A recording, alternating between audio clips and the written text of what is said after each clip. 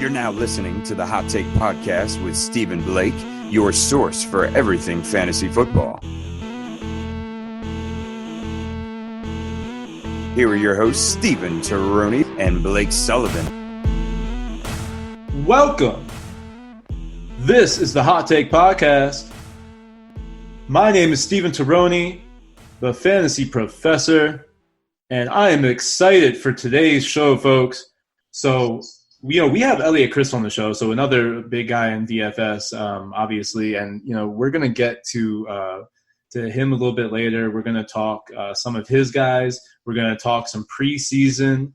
Actually, we're gonna get into some of these matchups for the preseason. Talk a little bit of DFS because, believe it or not, Eliot just wrote over 5,000 words on the preseason, week 2 of the NFL preseason coming up. So there's a lot of value to be had, obviously, with different players that aren't going to be playing. You just look at the depth charts and kind of see, all right, well, who's going to get the majority of the snaps this week? So it's kind of fun, when you look at it that way. A lot of these, scrubs, so to speak, that are going to be playing in the preseason. But look, hey, there's money to be had. And, if these guys are just, out there and you believe in them, they could really win you some money. So we have Eliot Crist on the show. He is the director over at TQE. That is the Quantum Edge. What is going on, Eliot? How's it going, guys? It's football's back, right? I think tomorrow night we got 11 games, and it's still preseason, and we're just still going to see bums, but there's going to be football, and it's going to be exciting. Yeah, I mean, there's still money to be had, even with the bums out on the field. So I think you know that more than anyone. But before we get into the preseason stuff, because we actually are going to talk a little bit preseason, this is a first ever on the Hot Take. We're going to talk some preseason football. But just can you tell the listeners a little bit about TQE and what you guys have for them this season? Absolutely. So, like you mentioned, we have preseason coverage. I just finished writing up a preseason research primer that's 5,200 words for Thursday's slate, and tomorrow I'll come out with all my top plays. Going into the season, we'll have 24 to 25 pieces of content a week. We'll have dynamic rankings. We'll have weekly matchups, optimizers, injury tool, wide receiver, cornerback matchups, head-to-head comparison, heat maps, premium membership chat. We try to make sure that any need you have, if you want to do your own research, if you need help, if you want to ask experts, if you want to kind of join a community, you will have that opportunity. So you can check that out at thequantedge.com, and if you use promo code POWERHOUR, you'll get $25 off your first month subscription. $25 off your season-long subscription. Nice. Yeah, that's awesome. Yeah, in the TQE, they got some good guys over there besides Eliot. Joe P is part of the team, Chris Meany, a couple of former guests on the show. So, go over and check out what they got. They have a lot of cool tools over there, too, if you join that. Over there. So they got a lot of cool injury impact tools, wide receiver, cornerback coverage, some really cool deep analysis over there at TQE. Cool. So Eliot, let's talk a little preseason here. That's kind of, odd to say, but I just want you to kind of talk about what are a couple smash games for DFS? What are a couple of the games you're attacking? Yeah, I mean, I think what you're really looking for whenever you start breaking down all this preseason stuff is who's going to play, and it sounds simple, but it's not easy to figure out. You're trying to figure out, we got roster size of 90 people. Most of these teams have 4 quarterbacks, 7 or 8 running backs, 12 or 13 wide receivers, and 6 tight ends. So the first thing is to look at the depth charts, and the other thing you want to look at is who's doing well in practice, who's going to miss these games. It's kind of like an NBA slate where the news is changing legitimately. Within every 10 minutes, you're finding out new guys that are scratched. I remember last year, Chris Herndon was in the ultimate spot. All the beat writers talked about he was going to play 3 quarters, and the Jets wanted to feature him. And then he didn't show up to the game. On earth? That is frustrating. But tomorrow's top prize is, $50,000. There's high stakes. There's a lot of money to be made, like you mentioned, tomorrow.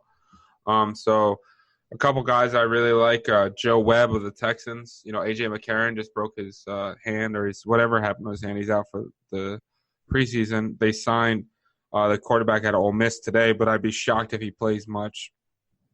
I really like Tyree Jackson, the quarterback from the Bills.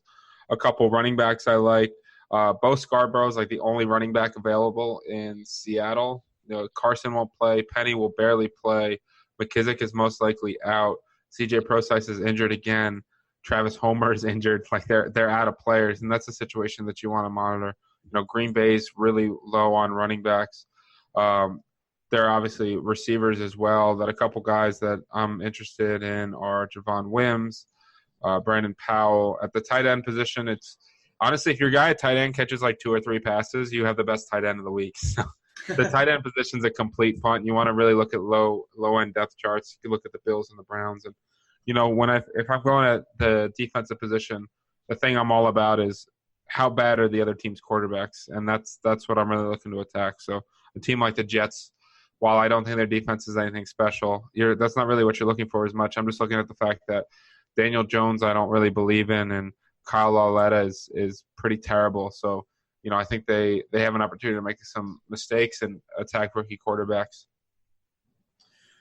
Yeah, so a player I'm really excited about, not necessarily for immediate impact as far as redraft, is Preston Williams of the Dolphins. Is he somebody that is on your radar, or because the Dolphins have so many receivers, are you kind of going somewhere else where it's more clear? No, actually, one thing I've been reading a lot about is the fact that Josh Rosen continues to pepper him with targets. So it's a situation where if Rosen wins that starting job at some point, and he can get on the field, that backup connection is a very real thing. And, he's free everywhere. Obviously, I mean, he's going to be very low owned in preseason DFS tomorrow as well. So I like that call a lot. Is Rosen going to be playing a good bit this week?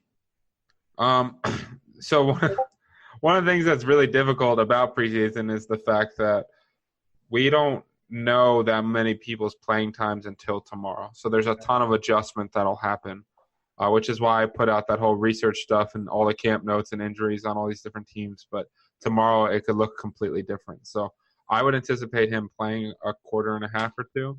But I'm not going to, stake my reputation on it. There's still a lot to find out. So speaking of preseason here, and you're talking about playing time, it's not necessarily a preseason game, but some news coming out of San Francisco with Jerick McKinnon coming back to the team. You've got Matt Breida, and you still got Tevin Coleman there. Who do you like in that backfield, and are you going to take any of those guys, or are you scared that they're all just going to get a little bit of time, or is there one clear guy for you? I mean, if McKinnon gets cut, then I think it really helps Coleman. I personally am guessing that they're not going to cut McKinnon, and they're going to try to get something out of their investment. So at that point, I would probably go Matt Breida, because anytime there's that crowded of a backfield, I always just tend to lean towards the cheapest guy. If I can get Breida in the 14th compared to Coleman in the 6th, I know Coleman will outscore Breida. It's just I don't get all that excited about a running back going in the 6th round that's going to split snaps 3 ways. Yeah, I hear that. I'm kind of leaning more towards Tevin Coleman more than I have this entire offseason, just because I feel as if McKinnon isn't really going to be a part of the game plan when it's all said and done. Like I said, I agree with you. I don't think they're going to cut him, but I think it's going to be Coleman and Breida. One thing that I read coming out of 49ers camp was that they're only going to have 3 guys on any given week at the running back position active. And one of those guys is actually Raheem Mostert, because he's so valuable to that team on special teams. So it's going to be interesting, like how – I don't know if they're going to actually bring on all 3, Coleman, Breida, McKinnon, every week. I don't know how that's going to play out. But I'd be shocked if McKinnon – I think McKinnon either gets cut or dresses. I don't see him just hanging out on the sidelines with the money they could potentially be on the hook for with him. Agreed. So it would under, that sort of logic, if those reports were correct, then the odd man out would most likely be Breida. But I am with you, Eliot, that, look, when you look at this backfield, and I've said it before on this show, you kind of look at them as like a tier of their own. And any tier, any time you're drafting tiers, you kind of want that cheaper option. So Matt Breida, really good value right now. He had a good season last year when he was healthy. He put up over 800 yards. He obviously didn't get into the end zone and didn't catch as many balls as you'd like. But, I think that Tevin Coleman does have some value. He probably will be the leader in fantasy points here, but maybe that 6th round might be a little too expensive. How are you feeling, Blake? Like, when you look at this backfield, are you just kind of staying away, or are you investing in it? It's kind of tough, and I think it really depends on, each draft that you're in. We talk about this all the time. You might get in there, and there's a lot of guys that are in the same boat as you. They're like, yeah, I'm not going to take Tevin Coleman in the 6th round. Maybe he starts falling. He goes in like the 7th or the 8th. Right. I start considering it because I feel like with Tevin Coleman, you're going to get a safe floor. He's one of the guys. I think he's the guy that's guaranteed to have a role in that team. They don't just go out and get Tevin Coleman if they're not planning on using him. And I think Jerick McKinnon is going to dress and get time, but I don't think that he's going to totally take Tevin Coleman's spot away. I don't see that happening at all. But when you're looking at getting McKinnon at the 10-11, as Fantasy Football Calculator has him right now, there's a lot better value there when you could spend your 6th round. You spend your 6th round pick getting, Kenyon Drake, or going wide receiver, or getting Baker Mayfield, or some of these quarterbacks that are coming down into the 6th round. Even though I'm not a quarterback early guy, I might like the value better there on some of those guys than I would with getting Tevin Coleman that early. Yeah, I'm looking at some of these players around the 10th round. I mean, I don't know what Deontay Foreman is even there. That's kind of like a wasted pick if you're going that route. When you could get, like a Carlos Hyde, who, obviously has, a bigger opportunity if anything were to happen to Damian Williams. So, yeah, I think we kind of figured it out with this backfield. It's like, there is value to be had. I mean, Kyle Shanahan brought in his guy, Tevin Coleman, right? He's going to use him, and he knows how to use him well. There's value to be had in the Kyle Shanahan offense when it comes to the running back position. So we really can't just be like, nah, I'm staying away from the 49ers backfield. You really got to pay attention in your drafts, like you said, Blake, because, look, there's value to be had.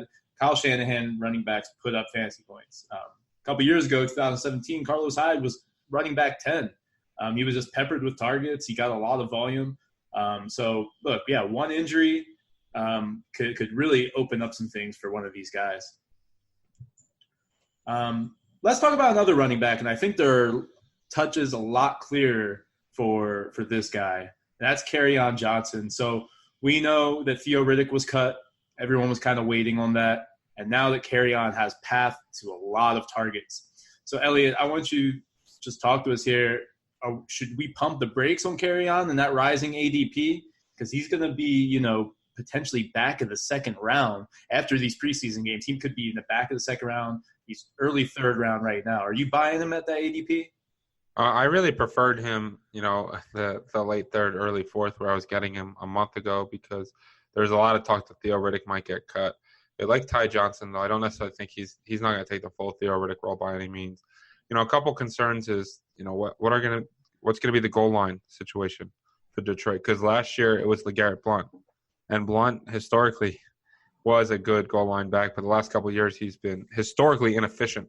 And if that's C.J. Anderson's role, that's going to hurt them. And then I guess the other question is, while they might want to be a run-heavy team, how good do we think the Lions are going to be? They're probably going to be a slow-paced team. If they get behind, is it going to impact Kerryon Johnson?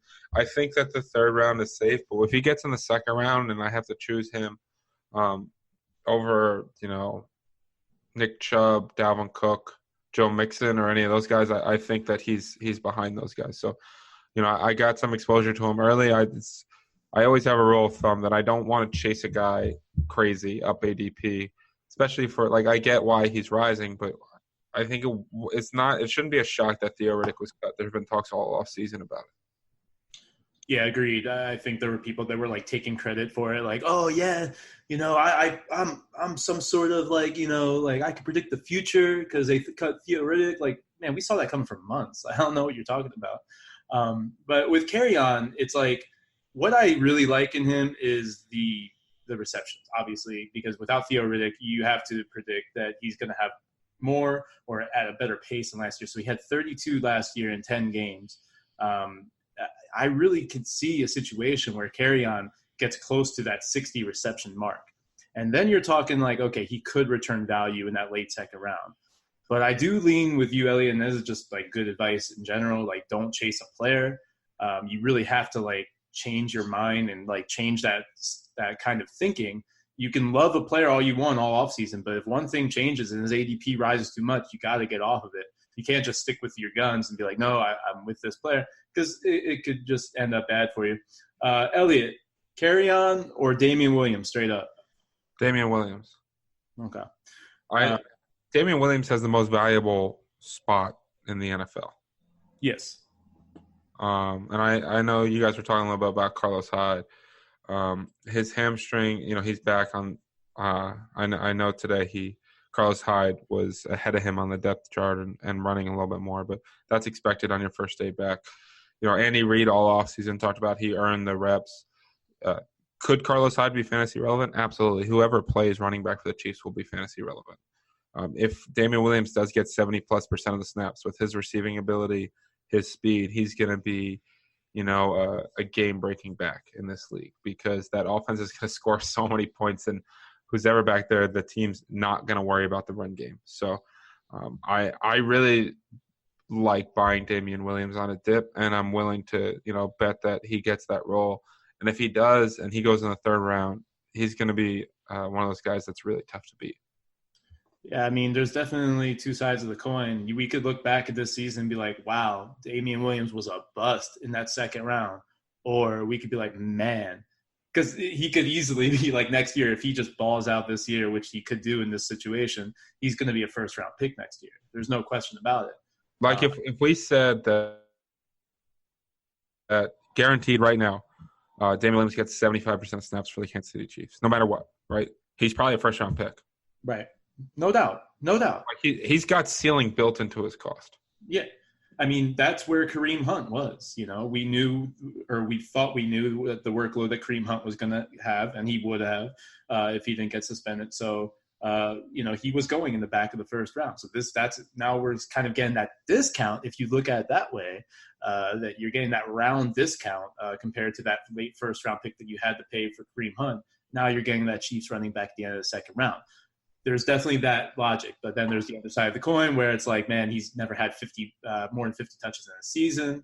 Obviously the hamstring is an issue right now, so it's going to be a high risk, high reward this season. Let me say this real quick.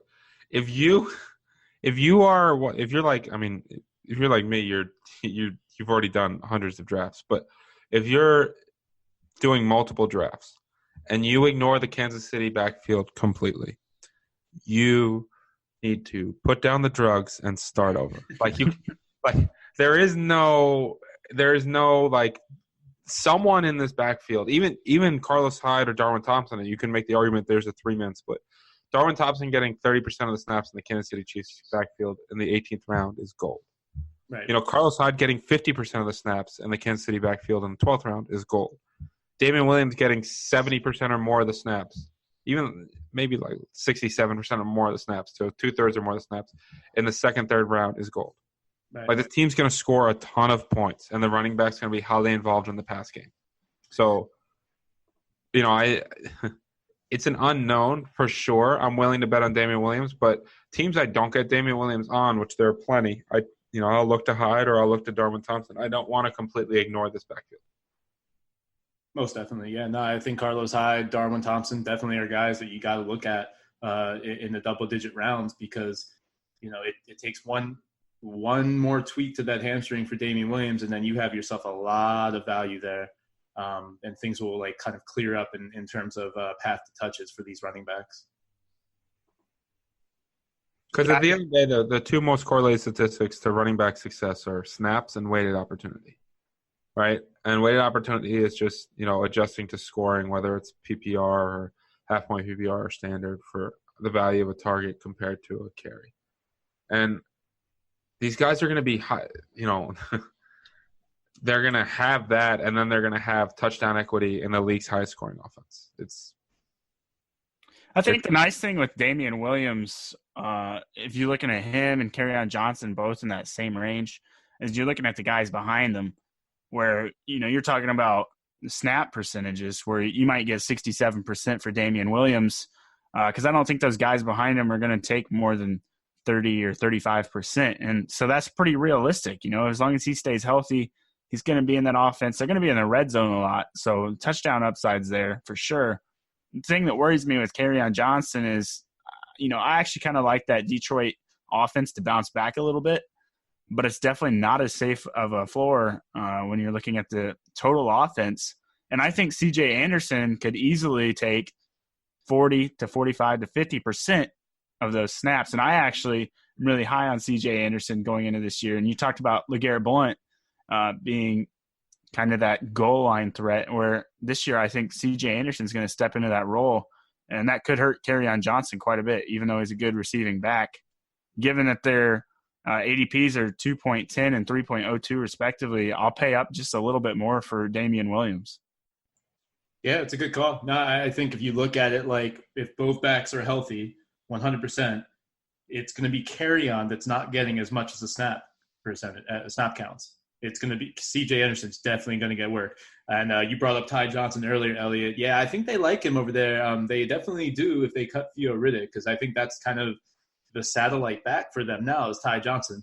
I don't know how much they're going to use him. That remains to be determined. But look, by midseason, if C.J. Anderson's playing well and they want to use Ty Johnson, it could be a big mess for Kerry. I mean, that's a realistic outcome. So I don't see that necessarily. If Damian Williams is healthy and playing well, he's going to see most snaps because that's what Andy Reid likes to do. He likes to use one running back, which is the complete opposite of what Matt Patricia wants to do with the Lions.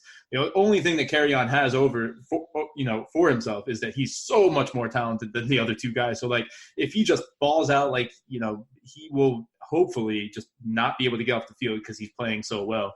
But we'll see. I think you guys bring up good points for Damian over Kerryon. I would say that Damian Williams' ceiling is higher. Kerryon Johnson's floor is higher.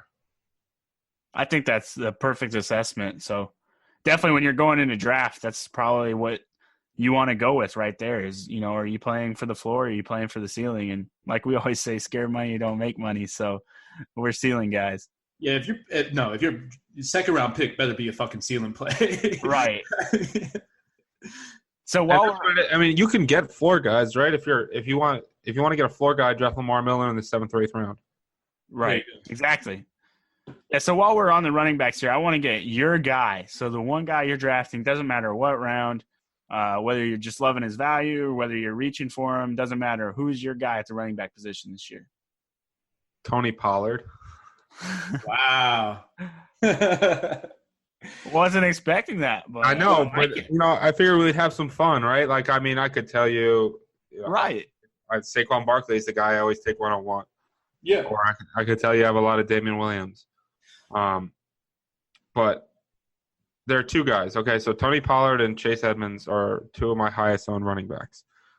And unfortunately, they've both really shot up in ADP recently. But when I look at late round running backs, what I look for is guys that can have a role regardless of an injury, and an injury could catapult them.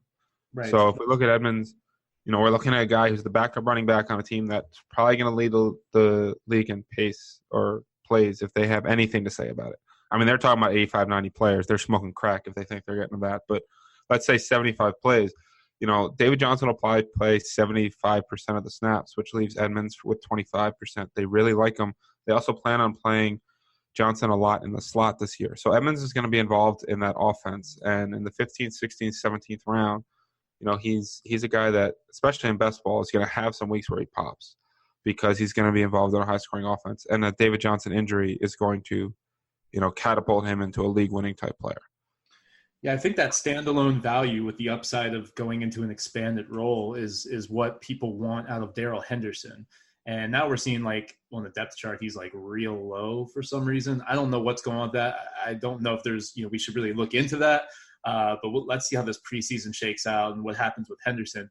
But, yeah, Tony Pollard is actually that guy because the way he's playing right now and the way they're using him in camp, first of all, he's taking first team reps. So without Zeke, which it seems as if Zeke's going to miss time at this point. I mean, last week or 2 weeks ago when we recorded, I didn't think Zeke was going to miss time. Now I'm kind of thinking he might. But so Tony Pollard is the starter in that case. But even when they bring Zeke back or if he starts week 1, whatever, they want to use Tony Pollard. He's a really good pass catcher out of the backfield. And, they're running a kind of a different offense this year with the Cowboys. It's not going to be as stagnant and plain as in the past. They're going to do some creative things, more so than they ever have with Jason Garrett. I really see that coming this year. Tony Pollard is a great play. And then, of course, Chase Edmonds, same situation. Yeah, one of the things I heard about Pollard, actually our editor covers the Cowboys for the Dallas Morning News. So every day for like 2 months, I've asked him about Tony Pollard. But one of the things he says is, they're getting involved in the slot. Like, even if Zeke's on the field, there's a chance he could be involved in that too. He has a chance to be the fourth wide receiver, and they really like him, and they're going to get him involved in that pass catching role. The thing is, now he's getting drafted. He's moving up the board because he's becoming a hot name. But 3-4 weeks ago, no one cared about him. So I know those aren't exactly flashy running back guys that I'm taking a lot of, but I still think they have a lot of value at cost right now. This is the hot take, man. So you could say anybody on here. Yeah, really. I mean, we've said some crazy stuff on here, so that's all good. No, and I appreciate that. And I think the big thing with the preseason in looking at these running backs like Chase Edmonds or Tony Pollard, and then lining up in the slot, or maybe David Johnson in the slot, it's not going to come up in the stat sheet. You got to really look at these games and look where they're lining up, how they're using these players. Because another guy like this that I think people aren't really talking about in this light is Jalen Samuels. Like, Jalen Samuels is a name because we think, oh, well, it's going to be a running back by committee approach. It doesn't have to be for Jalen Samuels to have value. They're going to be missing, Jesse James from last year. So they have Vance McDonald. Everyone's big on Vance McDonald. But what if they use Jalen Samuels in that tight end role, just like he did in college? They like to use two tight ends. We already know that. What if they use Jalen Samuels in the slot? We're going to know that by preseason. And then you're talking about just standalone value for Samuels, right? And then what if something happens to Connor? You have an expanded role for Samuels that could really take off real quick. Yeah, I mean, Samuels legit his last 2 years in college football led all of college football in plays of 15 or more yards. I mean, he doesn't necessarily look like an explosive guy, but he is. He played wildcat quarterback, he played H-back, he played fullback, tight end, slot receiver, and running back. Right. I mean, he's one of these guys that they can do anything with. I mean, quite frankly, if they need receiving help, they can play him in the slot. He might be Vance McDonald's backup. There's just so many different roles for him, and they said that they want to feature him in the pass game. And he can break down linebackers all day long. He's also an incredibly intelligent player. He's one of those guys that he's not the best athlete, but always knows kind of the right thing to do. And those guys tend to get on the football field. So he's an injury away from being a league guy, which is what we just talked about, and should have a role regardless. So he's another guy that I like trying to grab in that 10th round. Man, you're talking about Jalen Samuels, and don't sleep on Benny Snell either. He's another guy you can get the very last pick in your draft. A lot of places you're probably able to get him on your waiver wire if you wanted to just stream him. But if something did happen to Connor, you're looking at Snell gets a bump in his percentage of snaps. And then if they wanted to use Samuels in that type of role at the tight end position, they could throw him out there, and Snell could be the guy in the backfield, even though right now he's looking like the third string guy. You're able to get him in the very last pick of your draft. He has a great upside too, I think. So, Eliot, you talked about your running backs. Talk to me about wide receiver. Who's your wide receiver this year that is your guy? So this guy's been becoming more and more popular. He's the highest owned guy I have in best ball, and it's Curtis Samuel. I really liked him in the 9th and 10th. Nice creeping in the 8th. I see in some expert drafts he's going in the 6th. I've said that he's going to outscore DJ Moore, and that he's going to be a top 15 overall wide receiver this year. So I'm going to go bold with that. This is a 4.31 guy. This is an elite athlete. He's become a really good route runner. We saw him get a ton of targets the second half of the season. Yeah. I think he's going to really take that next step. I think he's not of this past year, but 2 years ago, he's going to have a Tyreek Hill-like season. I think he's that kind of player and that kind of talent. I think with Cam Newton having less design runs, having the shoulder surgery, having his motion cleaned up, I really think it's going to help him out, and I think Curtis Samuel is going to take an absolutely massive step this year. Yeah, last season in the latter half of the year when he was healthy, he was outproducing DJ Moore. He was getting more targets, and he outproduced him for fantasy as well. He had 13 targets in the game, 11 targets in the game, and DJ Moore never touched double-digit targets last year. Granted, yeah, he was a rookie, so you got to give him that. But when you look at the ADPs, and Eliot, you're talking about some expert drafts where he's going in the 6th round, that's not happening in your regular leagues. No, it's not. Going in double-digit rounds every time. So, yeah, DJ Moore is going to go in the 5th or 6th. You can grab him, okay, but why not just get Curtis Samuel in those double-digit rounds? I think we've talked about before, Blake, a bunch of times here. Curtis Samuel is the guy. You got to smash that in double-digit rounds. Yeah, we have. And, we were talking about that a couple weeks ago, actually, these two guys. And it's almost a full 4 rounds difference in their ADP right now. But you bring up a good point where most of the people that have been drafting are these experts. We're trying to get our value with some picks. We talked about that in our best ball leagues where you're able to get such great value, like how we got Tyreek Hill in the 5th and 6th round. We thought that was great value where you're getting him as your wide receiver 3, and he has the potential to be the wide receiver 1 overall if he stays healthy. And so we're looking at this with these two guys, and you're looking at your normal leagues. Yeah, he's probably not going to go in the 9th round where he's at right now. You might be able to get him in the 11th or 12th. That's great value. I can guarantee you that when I help my girlfriend with her work draft, that she will have Curtis Samuel on her team. That's what I like to hear. Yeah, and I was looking at Cam Newton the other day. Cam Newton is like Matt Ryan in that they finished as a top 5 guy or they finished as a QB2 every other year. So this is actually a big Cam Newton year because he finished as a QB 13 last year. So now he's going to finish as a top 5 guy. So that's a big. So much Cam is health too. When he's healthy, he's played great, and then when he's banged up, he's not anywhere close to the same player. And they said he looks as good as he's ever looked, and he feels as good as he's ever feel. Now, that doesn't mean that that's not coach speak, but I just think it's encouraging when he has off-season shoulder surgery and you see him throw the football and it looks fantastic and he looks like he has an improved motion and he's throwing the ball 60 yards. To me, that's a lot of positive signs that Cam's shoulder is doing well. 100%. Yeah, I'm with you. I think Cam Newton is also great value this year. He's going as like the QB 13 right now in drafts. So grab Cam Newton up because that's ridiculous that he's slipping that far. Okay, before you get out of here, Elliot, your quarterback. Who's your guy this year? Ooh, I mean, I love Kyler Murray, but that one's probably too popular. I'll say Lamar Jackson. Nice. He's going too late. Any quarterback in NFL history that's ever had more than 700 rushing yards has finished as a top 5 quarterback. I think he's like QB 18 off the board right now. He's not going to get 20 rush attempts like he got last year. But 12 to 14 is probably a safe floor, and if they do pass more, he's going to have more scrambling opportunities. I mean, Josh Allen had 5-1 more times scrambling yards than Lamar Jackson did last year. They were mostly design runs. So if he can get defenders with their backs to him and take off and have an open lane, that's how he's going to get 30 or 40-yard chunk plays. And he should score 10 rushing touchdowns this season, be highly involved on the ground. If he takes any step forward as a passer, we saw a guy that didn't score less than 16 points in a game last year.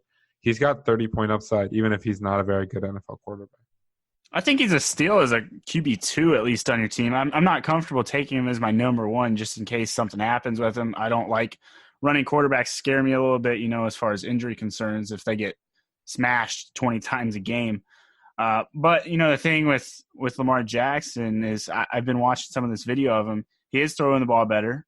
And like you said, it might be coach speak, but, they said he's learned the playbook a lot better too. So he has a better understanding of what the defenses are doing. And now he brings in Hollywood Brown. So he's going to have a speed guy. He's still got Mark Andrews there. I'm just loving his ceiling, and especially the ADP. It just seems like an absolute steal. Yeah, I mean, what if Lamar Jackson can throw? I mean, right? Because he did it in college. His deep ball is fine. Then that's what they did is they surrounded them with speed, and they have playmakers at the running back position too. Lamar Jackson's ceiling is ridiculous, especially when you say he's going to probably rush for 800 to 1,000 rushing yards. So even if he can't throw, he's probably a back-end QB1. But what if he can?